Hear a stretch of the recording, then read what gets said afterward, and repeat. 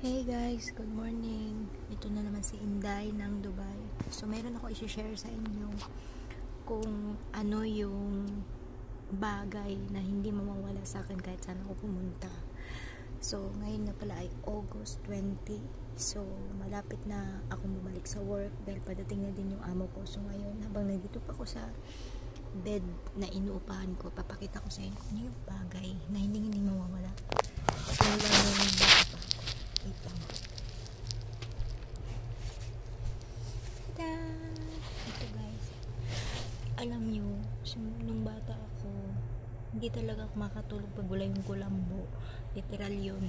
Tapos nung nag-abroad ako, syempre walang mga kulambo sa ibang bansa, diba? Lalo na yung first time ko sa Saudi. So syempre nagdala talaga ako. Nag-abroad ako 2015.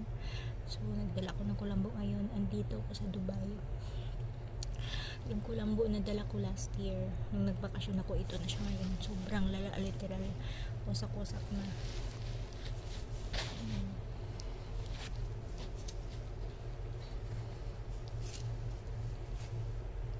Ayan siya guys.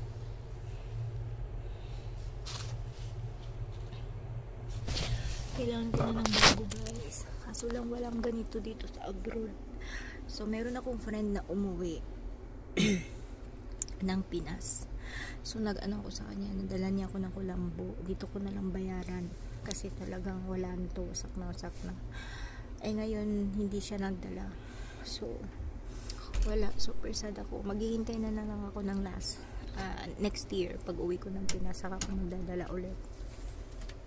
Kaya siya nasisira, alam mo yun, kasi ginagawa ko talaga siyang kumot, literal kumot. Kaya yan. Pero hindi ko siya tinatapon kasi wala nga akong pamalit. Hindi ako makakatulog pag walang kulambo.